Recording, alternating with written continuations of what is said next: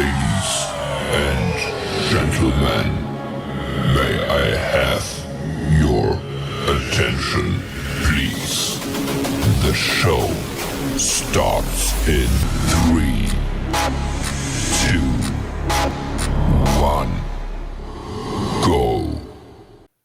Good morning, CaneSport. It's November 22nd, 2021. I'm Gary Ferman, the publisher of CaneSport.com, joined as always by our managing editor, Matt Shodell, as we discuss the news of the day. And Matt, another win for Manny Diaz this weekend. I mean, this is getting pretty interesting. I mean, they've had a pretty good last 7 weeks. I know the Florida State game is a little bit of a blip, but and I know people that thought that that they wanted Manny to lose because they thought that would usher in change, are not real happy. But let's get beyond all that right now, and let's just focus on what's been going on the football field. And I think for the most part, the Virginia Tech game was very similar to the other ones. That they certainly pulled close in the third quarter, and at one point, at that stage of the game, they had more than 100 more total offensive yards than Miami, even though Tyler Van Dyke was slinging it all over the damn stadium like a NFL quarterback once again. So it probably played out very similar. I mean, Virginia Tech was challenged to score. Let's be honest, their whole offense was built around some crazy lunatic quarterback who nobody had really two of them. Yeah, but really the backup who spent most of the day running around like an absolute lunatic took a pounding unlike anything we've seen in a long time. It just kept getting up and running again, and Miami's defense couldn't stop him. But at the end of the day, just too much explosiveness from the Miami offense and Tyler Van Dyke, Matt, who's playing just an unbelievable level of football. This is what makes me crazy, okay?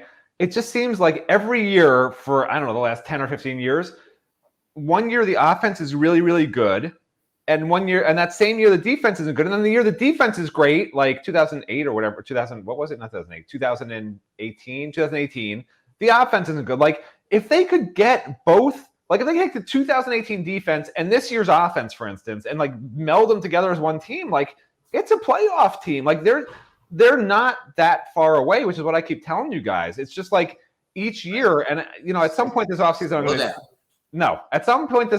to go back and look, and I'm going to point out where Miami ranks on offense and defense every year for the last 15 years, and I'm guessing that they're top 50 offense and bottom 50 or something like that defense, like constantly. Like they're never top 50 in this whole string of awful seasons, or average seasons, I should say. For Miami, they're awful, but for everyone else, they're average.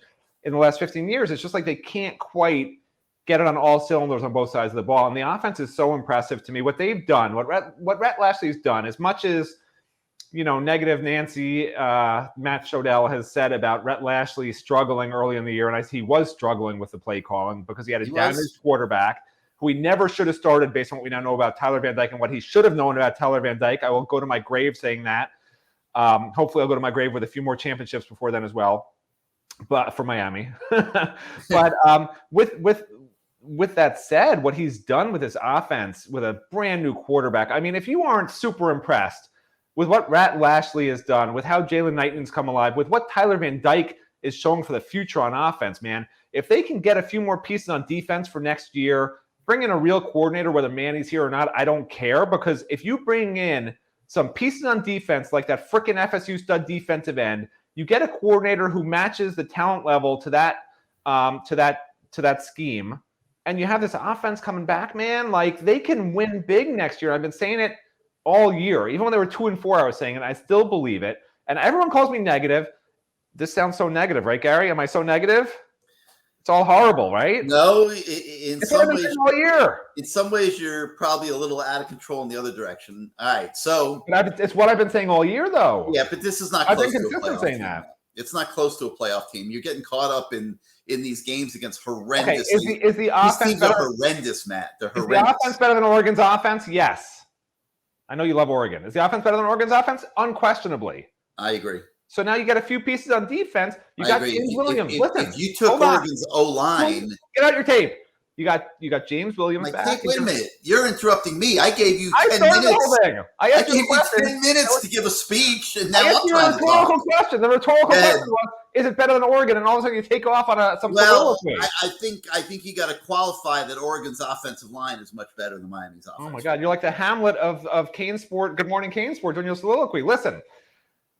If you get a couple of pieces on defense, you got James Williams, Cam Kinchins. They're as good a safety combo as you're going to find. Next year they will be. I believe that. Plus with Devontae Williams, as good as 3 safeties you're going to find in the ACC. Linebackers, you need to get some help. There's no doubt about it. But I like what I've seen from Chase Smith. Corey Flagg's only going to be better. Add 1 or 2 really good linebackers, you're set. Defensive line, they need a major overhaul, okay? You need to bring in – Leonard Taylor is an answer, okay? Leonard Taylor and Jared Harrison-Hunt on the interior are an answer. But D tackles, I don't like the rotations, but you need 3 to 4 real D tackles. They got 2 who I like. Defensive end, you need to bring in a couple of studs, period. And then you're rolling, man. Like, it's not that – you say it's, like, so far off. It's not that far off. All right. It's 4 quality transfers off. Maybe way more than 4. Okay. All on defense. I'd say at least 7 or 8 quality transfers. But wait, let me you given there's a lot to unpack here. Okay, if you gave Oregon Tyler Van Dyke, Charleston Rambo, I agree that that would be a much better offense. They don't have a Tyler Van Dyke. They don't have a Charleston Rambo. Their tight ends are probably comparable to Will Mallory. Their quarterback's horrendous. Their O-line is pretty good. If you took the Oregon O-line and brought it to Miami, now you'd be onto something offensively, okay? A playoff team, not even close at the line of scrimmage. I think you're getting a little too caught up in these ACC games. Because they're in the ACC, man. They're not in the SEC. I understand. But look at what happened to Michigan State when their degree of difficulty went up yesterday. They got annihilated, okay? Who does Miami have to play next year that's so amazing it's going to annihilate them? I'm not talking about the easiness of the schedule. I'm talking about a playoff team. Well, what if Michigan State didn't have to play that game last week? People would still be talking about how great they are. Yeah. Like a lot of teams can play nobody, and people could talk about how great they are. I agree with you. Look at Wake Forest. I mean, Wake Forest finally, they went against Clemson yesterday. That's not even a great Clemson team, and they couldn't match up. Okay. I know what your problem is now. Your problem is when you say playoff team, you're not thinking about schedule. You're not thinking about conference. You're just thinking about Alabama and Ohio State. And are they that good? Because they're not going to be Oregon this year wasn't a playoff team. They're not going to be Alabama, Ohio State, period. They're just not going to be next year, but they can be a playoff team in the ACC. But when you talk about a playoff team, you got to be able to line up against Ohio State. Oregon lined up against Ohio State early this year on the road. What's the definition of playoff? The definition of playoff team, literally in the dictionary, is you make the playoffs. I understand, but you also got to be able to compete. Like, backing into something that you don't deserve to be and you're not good enough to be doesn't really mean a whole lot because you play in a crappy conference like what Cincinnati's doing this year. Right. It's absurd. Are you telling me that a Miami fan right now wouldn't take being in Cincinnati's position, playing a horrible ACC schedule? I don't know what makes people tick. Do they like want to have an exciting season? Do they want to get things by default, like without playing anybody? I don't want to know until the championship game how bad my team is, okay? I'll take 10-0, 11-0. I guess. And some schools and are then doing find that. out. I mean, I saw Texas San Antonio ranked this week. I mean, what the hell is that? You didn't even believe it when I told you that. You were like, I don't think so. Come on. Larry Coker's program is killing it.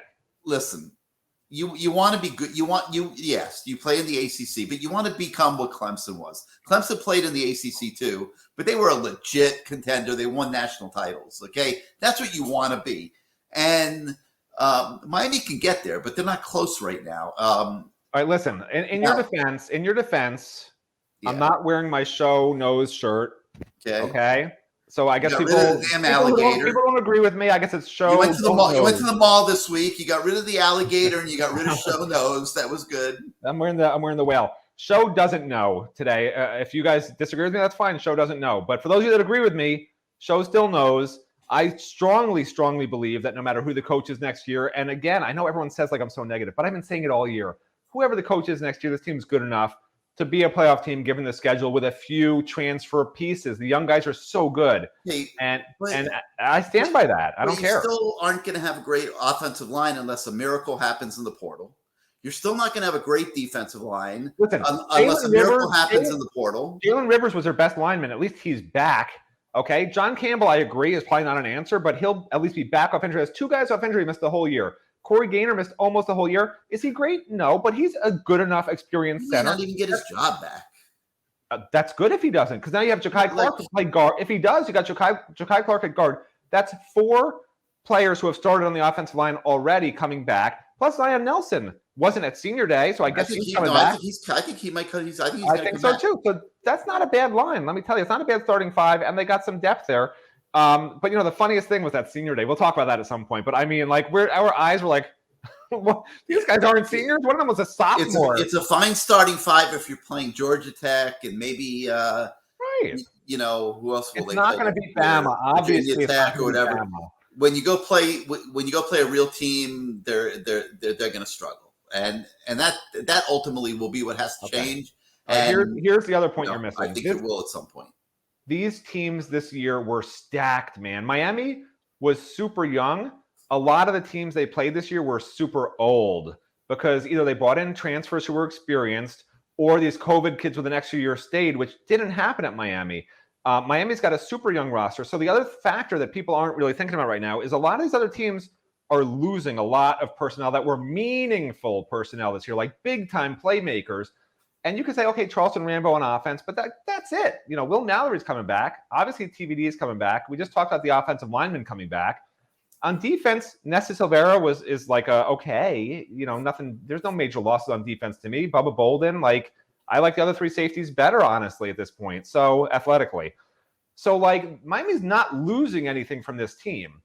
And other teams that are high up in the country right now are going to be losing a lot more than Miami. So that's another plus to me. You talk about the check marks, check. Add another check mark for that. But I see a weakness still on the offensive line.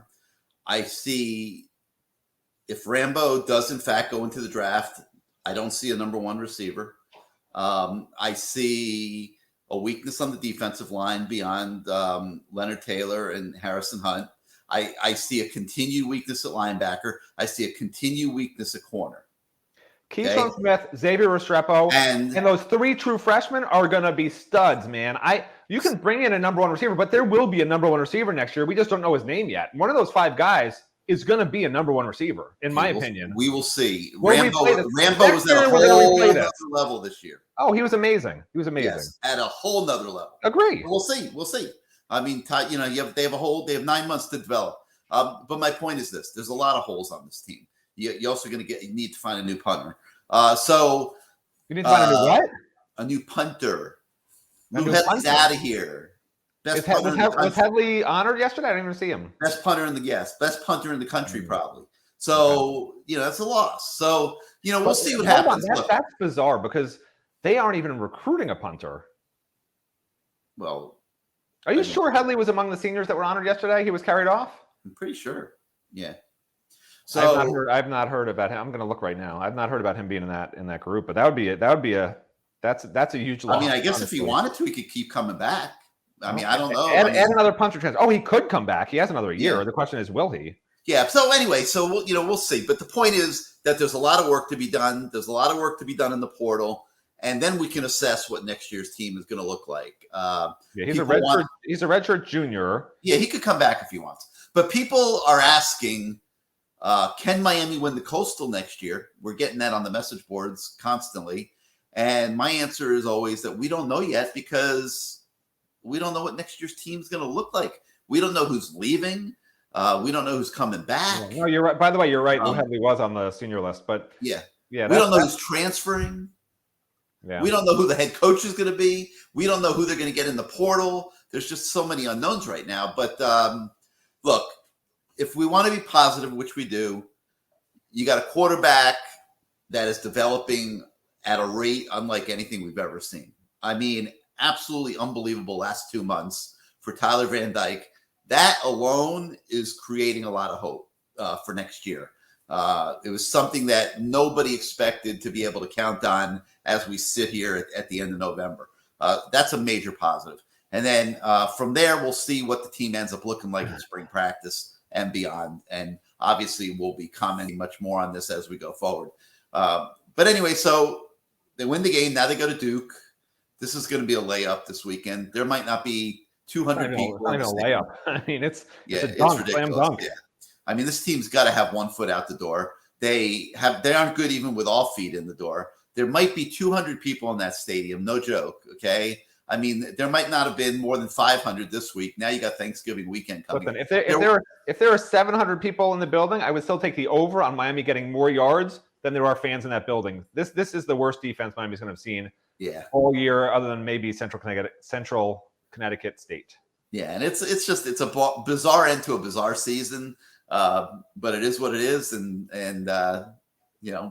from there we'll see what the bowl destination is and who the bowl opponent is, and move on from there. And then I got to think a verdict on Manny Diaz is coming any day after the Duke game. I don't see this lasting, very much longer after that. I believe Manny's buyout goes down after the Duke game. So I think the administration just, it's not an easy situation because they have won the last couple months, but they're going to have to man up and make a decision on what's best for the university. We'll see what they believe that is. Like I said, I would think that would be coming relatively soon. All right, Matt. So let's move on to other things on the website today. Speaking of Manny Diaz, he will be speaking on multiple occasions this morning. So we will have the latest, the Monday with Manny, so to speak, and see what he's talking about today. We're also going to get a chance to talk to Rhett Lashley early this afternoon, and we'll have that on the website today as well, along with a look at the defense from the eyes of Bob Shoop, Manny Diaz's chief analyst on the defensive side of the ball. So, all that'll be interesting later in the day. We've got our fifth quarter Q&A, which is question and answer session with the posters at CaneSport.com and myself. That's always full of great questions, and I try to give as much insight as I can into things that are on people's mind. So if you haven't seen that yet, I urge you to check that out. We've got our By the Numbers weekly feature, which is the Pro Football Focus grades for you to take a look at. Gives you the snap counts, tells you what Pro Football Focus thought of the performances. And of course, if you missed it over the weekend, we have all of our game coverage on the site as well. On the recruiting note, a couple interesting stories, Matt. Let's start with Shamar Stewart. Very interesting that Shamar Stewart, the top recruit in South Florida, keeps coming back to the U. He was a fixture on campus in June. I think he visited like 5 times that month. He's developed friendships on the Miami team. This is a kid that has narrowed it down to Texas A&M, Georgia, and he's keeping Miami in there. Right now, it doesn't look like he's coming to Miami, let's be honest. But it is interesting that he keeps Miami on his radar, and he's not making a decision until February. So there'll be clarity on the coaching situation. He'll be able to, get a real grasp for what's going on. And Matt, one of the most interesting things about his visit yesterday was when he came eyeball to eyeball with Ed Reed before the game, and pretty interesting tale there. Yeah, I mean, Ed Reed was just joking with him about, I guess, if, he's a former player because he looks like he's so massive. But, let's just get back to really what matters about Shamar, and that's all that Miami fans care about. They don't care if Ed Reed was joking with Shamar Stewart. They care if Shamar Stewart is going to be on Miami's defensive line next year. And to that end, I really tried to probe, not just with Shamar, who doesn't do a lot of interviews, but he's a super nice kid. So it was nice that he gave us a few minutes of his time. But I also, probe with somebody close to him and to sort of see really what's going on, because it's such an uncertain situation. I'm sure you'll talk about that in the other story we did this morning. But as it relates to Shamar, so Shamar basically said to me straight up, like, doesn't matter who the coach is. It won't matter in January who they have hired if Manny's back. Like, that's not what he's looking at. He's got friends on the team. And if he picks Miami, it's not going to be necessarily because of the friends either, but it's going to be because he wants to be close to home, and that's it. Like, that's like, we talk about, God, country, whatever. For him, the top bar isn't head coach or position coach. It's staying close to home. If Miami's going to beat Texas A&M, Texas A&M may have to beat themselves. Like, he's going to go visit there. I think it was in December. I don't have it in front of me. It was either December. I think December's Texas A&M and January is Georgia's, what he told me. And when he goes to Texas A&M, Miami fans have to hope that he just feels like, a little lost out there. Maybe not the same connection as when he's on campus, so close to home, and can just drive back from campus and see, people he's close with, back here. So to me, that's what's going to have to happen because, Shamar and I talked a little bit about, some of the rumors that are out there, and he said it really doesn't matter who the coach is to him. So then I reached out to, somebody who's close to Shamar to sort of see, the real story, which is why a lot of times you'll see on our website, we don't necessarily at this time of year do a lot of stories with the kids. The kids are super stressed out. Sometimes they'll say to me, I don't want to do an interview, whatever, because it's just that time of year. Like there's a million coaches knocking down the door. There's a million different people on them. Where are you going? What are you going to do? And they get stressed out, and I don't blame them. So a lot of times we'll reach out to mentors, to coaches, to the kids' family members. Oftentimes will talk to us and things like that. So in this case, I also talked to one of our sources who's close to Shamar. And I said, listen, what's the deal with Shamar and, and the coaching situation with some of the uncertainty and the speculation out there? Like, is that affecting anything with him at all? And the guy literally backed up exactly what Shamar said. He said, listen, if Shamar comes to Miami, it's just because he wants to stay home. It doesn't matter if they hire Mario or Lane. Like, this is what the guy told me.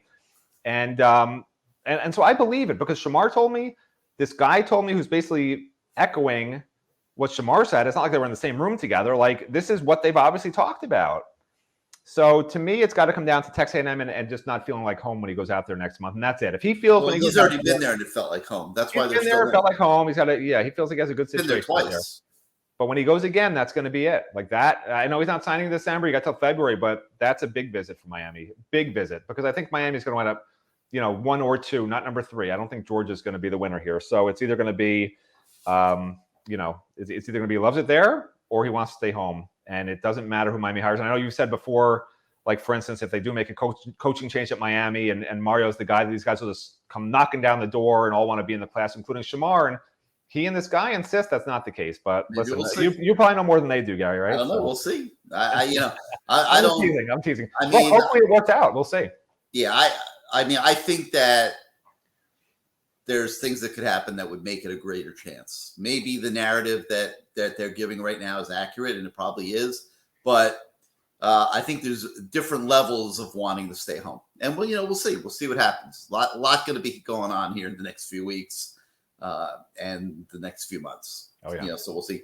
And look, Monday morning would not be complete if we didn't have our weekly update on Dante Anderson and Daniel Lyons, the 2 defensive linemen from Homestead. And by the way, it really wasn't an update on them. It was a really interesting interview with their coach. But just to be clear, it was not just about them. This was a philosophical interview with an outstanding coach who spoke his mind and told the truth. And we should make that free for people because, that is, like, if you're not a subscriber, and I don't know, I'm not on the business side, but if you still have that free 7 days or whatever. We have the free 30-day trial. Anybody can become a subscriber anytime they want.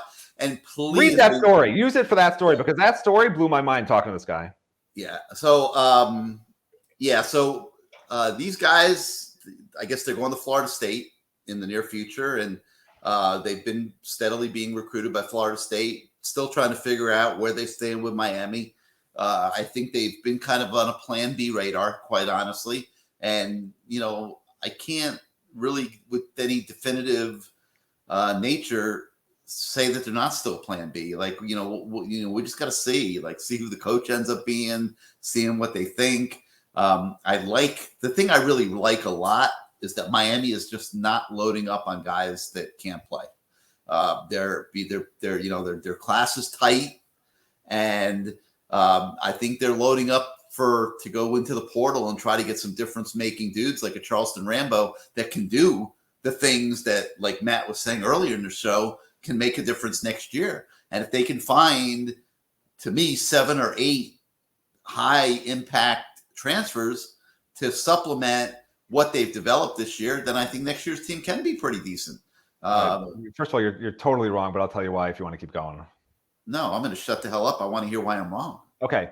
Why am I wrong? I think I've poisoned your viewpoint because when I said they can take a small class this year, it doesn't matter. That's true. And you guys can reference back the story we wrote last week as to why. But when you move forwards, a year from now, and you look at the roster a year from now and 2 years from now, when you take a very small class this year, and you can take up to, by the way, 32 in a class, not 25 anymore, 32, up to 7 transfers that transfer out of your program, you can take 7 more in that don't count against your 25 cap anymore. Okay, so that's like free transfers. So there's your 7 transfers, Gary. So we're talking about free recruits right now.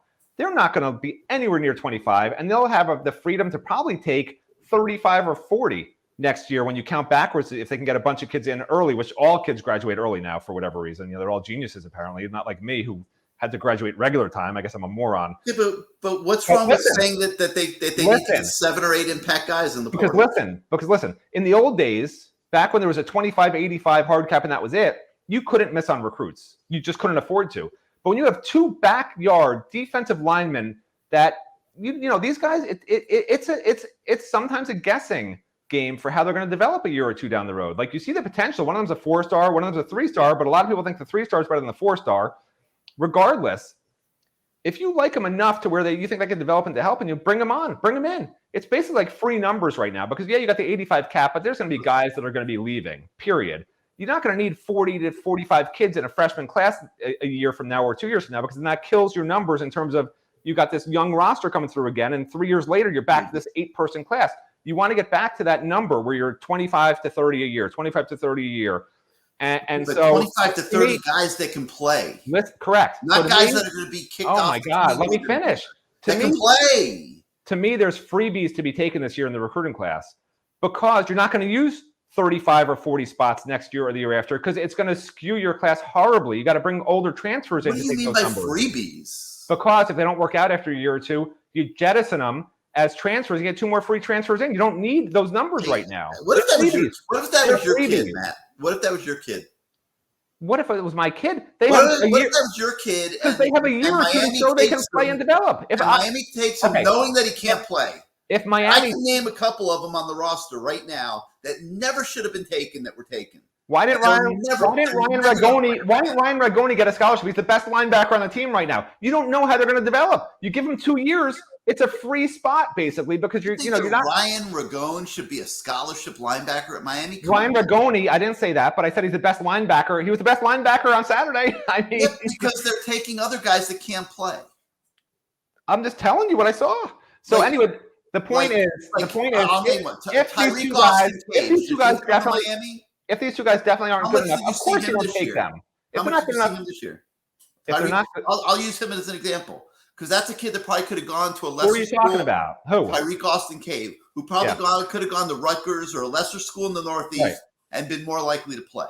But you're assuming these kids are nobodies. These are from people. I'm not saying nobody. I'm not insulting a kid. I'm saying that this program for way too many years has taken way too many guys that can't play and wasted way too many scholarships. Not that FSU is better than Rutgers, but it is. FSU is bringing both these kids in for an official visit right before signing day. Like these aren't nobodies. These aren't walk-ons. Like I don't know what you're talking about. I didn't say they're nobodies. These are quality local defensive linemen from a top South Florida program that are going to go to FSU, and you basically take them for free based on the numbers this year, and you're like, nah, they're not good enough. Let them go to FSU. That's ridiculous. You know what it reminds me of? Patrick Joyner. How long did he last in the program? You can point to a million different cases. I could point to people. So here's my point. What about Gregory Rousseau? Who recruited Gregory Rousseau? I mean, for every kid you name who doesn't pan out, there's a kid who does. You don't know how they're going to develop. You're acting like it's already done. They're not good enough. That's not what I'm saying.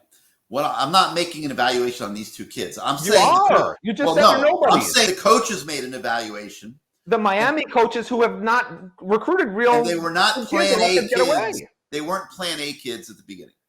Daniel Lyons has always been a kid they wanted. Period. Deontay Anderson, I agree with you. Okay, so let's say Manny Diaz is not going to last here. Okay. The worst thing that Manny Diaz could be doing for Miami football right now, which he's not doing, before you started interrupting me, I was complimenting him, is that he's not loading up this roster with guys that can't play. He's not doing that on purpose. He can't get them. Well, no, I think they're making a judgment that they can do better in the portal, and it is a good judgment. If Manny sticks, he is making a good judgment. He can use those scholarships better this year in the portal than in traditional recruiting. Oh my God! I can name 10 kids that they wanted that they just can't get all of a sudden. That disappear. Anthony Lucas, Agbo. I mean, you just go down the list. Every position they whiffed on kids that they wanted in the class. They just can't get them because the kids don't want to come here because of the I understand, uncertainty. but they're not loading up the class with guys that can't play because they can't. Of course, you can. Yeah. If you want nobodies, I agree. Yeah, if you want, you can nobodies. You can offer anybody a scholarship to Miami. Yeah, that's a good way to get them. They might take it. It's still a $200,000 education. I mean, like, there's plenty of people out there that'll take a free scholarship to Miami. It's not in the best interest of the football program, and I'm applauding Manny Diaz for not doing that.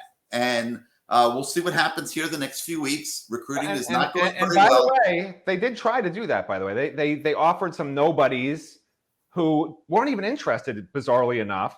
And they offered a couple of transfer kids who were nobodies who nobody else wanted, by the way. Brought them in on official visits, like, whatever. I'll acquiesce to whatever you're saying, but, like, it's just facts, man. I mean, they tried to get some nobodies. They just failed even at that. But, okay, if you're saying that they just whatever, then fine. All right, so I'm applauding Manny for not doing that. And I think that the way to go, whoever the coach is to attack the transfer portal with a vengeance. I think that's what's going to happen. And I think, 100%. Yeah, and I think recruiting this year is going to, and the success of recruiting is going to be predicated on what happens in the portal, and that's a positive because if they can hit some grand slams in the portal, then next year's team can be competitive in the Coastal, and so we'll see what happens in that regard. All right. So that's going to do it. A lot of stuff coming your way later on today. You never know when news is going to break. The AD search is well underway. A search firm was hired towards the middle to end of last week. They've already begun working. We're not sure how long the process is going to take. We're not sure who the final candidates are going to be. But it is very much in motion. And we obviously are trying to get info every minute of every day. So, we'll see what happens there. So for Matt Shodell, I'm Gary Ferman. We thank you for joining us today on Good Morning CaneSport, and we'll see you tomorrow morning, everybody.